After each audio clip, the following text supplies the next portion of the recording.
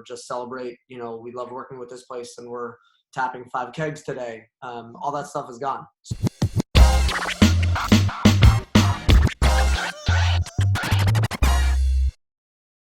So my name is Michelle Stanish. I'm from CT Beer Tours. I have John here from CT Beer Tours as well as Barry from Kent Falls.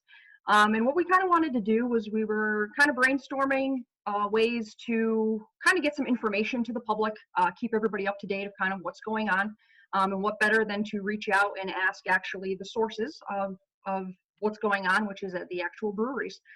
So Barry, if you want to tell us kind of a little bit about Kent Falls and about yourself. Sure. Kent Falls is, we're a farm brewery located out in the northwest corner of the state. We opened a little over 5 years ago. We actually had to postpone our 5-year anniversary party because of this whole thing, which was a bummer. We are on a 50-acre farm where we grow some hops. We raise chickens and pigs out on pasture. This year we added ducks. Kind of dabble in different agricultural projects over the years, but really try and operate in a manner that's connected to farms, on both sides of or connected to our supply chain. We work directly with our farms for a lot of our ingredients, and then as well we self-distribute, so we work directly with our customers both in the tasting room and bars, restaurants, and package stores throughout the state. We produce a wide variety of styles. I mean, we started out basically just making some mixed fermentation farmhouse beers, bread IPAs. We've been producing IPAs and lagers in pretty good quantity for most of the time that we've been open as well, and experiment with different projects as we find interest in make projects too. So obviously we have a kind of a pandemic going on right now. How would you say things have kind of changed for you since this kind of has all started? Like everybody, it's like turned the whole business on its head. So much of what we do is relationship based, where people love coming. We love having people come to the brewery. People have a chance to interact with us, for beers that are less common or unique flavor profiles or processes that we make in small batches, like our barrel-aged farmhouse ales and some of the other beers. It's easy to talk about them and familiarize somebody where how much can you put on a label, on a shelf for somebody to read and then be able to say like, okay, I totally get what this is, who's not familiar with that style. Same thing with our customers, where we'll give, liquor stores that we distribute to samples so they can pour for their customers, or dropping off at a bar, whatever it might be. You do an event to promote a beer or just celebrate, we love working with this place and we're tapping 5 kegs today. All that stuff is gone. So, in some ways it's made a lot extremely transactional, which is so different than how small breweries and their customers and suppliers kind of generally interact. But we've been able to adapt to the situation. We're doing barnside pickup, and I think a lot of the relationships that we've fostered are coming out in different ways. So once the ban is lifted, how do you guys foresee you guys opening? Is there any plans in place to bring back employees, opening up your doors? And so I gotta say, I'm really proud that that all of our employees are still employed. And that's great. That's awesome. Yeah.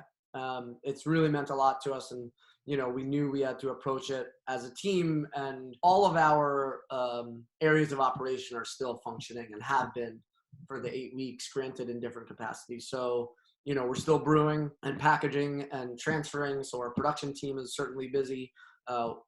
Distribution is something that we've based our business on. So, getting packaged beer or draft beer out to bars and restaurants and package stores has been something we've done for the beginning. Like I said, our first 2.5 years, we didn't have a tasting room, so everything went out the door. So, the guys, we split them in between 2 vans rather than having 2 people in 1 van.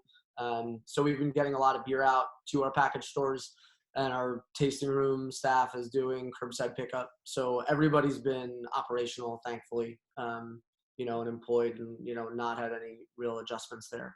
In terms of opening up, it's hard to say. They announced, I think, May 20th. Yeah, they're going to start doing like 3 phases, I guess, now. So. Yeah. The way we look at it, the thing we're definitely not going to do is operate in any way where we'll have people in, a crowded tasting room or whatever it is. I don't want to make any bold declarations, it's really hard to operate in a limited capacity, right? And what we're going to do is make sure that whatever way we operate, it will serve the most amount of people. You know, in theory, it's all well and good to open the tasting room, but if we can only safely have 10 people there, that's not as productive as having curbside pickup, you know. So we'll see. We'll keep an eye on where things are going, you know, flattening the curve and, you know, making sure everybody is staying healthy and safe is the absolute number one priority. With so many people supporting breweries by purchasing beers from curbside pickups, what would you say makes your beer unique? That for about a little under 2 years now, we've been 100% local malt. So we buy all of the input grains for our beers from Thrall Family Malt in Connecticut and Valley Malt in Hadley, Massachusetts. We think it gives us a really great ability to have feedback with our suppliers to where, hey, I like this, or could we do this with it, you know, and really move the needle with the flavor of what we're brewing with, and be able to know. Do you guys have a favorite right now? So one of the beers that we'll have it coming out this week at the brewery is called Superscript. It's a new IPA. And when we first started brewing IPAs, you know, we didn't have hop contracts, and we were brewing all of our farmhouse beers with local malt, and our IPAs were kind of stylistically like it was a different supply chain. We got conventional malt and we used hops from all over the world. And, you know, that was like how we saw that. And as we started growing, our IPA started taking off. You know, we started to try and work the local malt into it. And then we've been trying to really work local hops into it. So Superscript is kind of the first IPA that we'll have that we're planning to produce regularly and not have it be rotational. You know, it's malt from our 2 maltsters and then hops that we've over the years found to really like and know small independent farms in New York, Michigan, and Oregon. It checks all of our boxes, and the flavor of it is hibiscus, pine, citrus, pineapple, kind of strawberry vibe to it. That sounds awesome. That sounds great. Yeah, it sounds really good. I'm super proud that is finally now, you know, we've been working on it for more or less 5 years in one way or another, that it's now here. And, you know, and to do it at a price where, because we've developed these relationships and we've signed contracts for all this stuff, it's actually going to be at even a better price point than most of our IPAs. So we know that you're coming out with a new beer for this weekend, and you guys have the curbside pickup as well. Yep. Is there any other way for people that are watching to help kind of support you? Yeah, absolutely. So every week, and this was before this all started as well, if you go to kentfallsbrewing.com and you scroll down, there's kind of an events and beer release and posts and news and whatnot.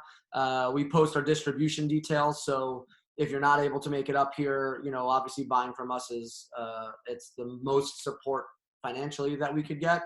But by volume, so much of our beer also goes out to distribution that, you know, we rely on people to pick it up at a package store or supermarket that sells it as well. So there's the distribution details that get posted Monday morning every week saying, here's what's coming out. Here are the stores that's going to get it. You know, we're obviously preaching call ahead, make sure it's there. Package stores have been just swamped. Calling ahead obviously helps. You can buy it online. There's a link to our web store on our website as well, where we have produce, eggs, some meat, coffee, fresh stone milled flour that's coming back in next week, and we should hopefully have regularly available.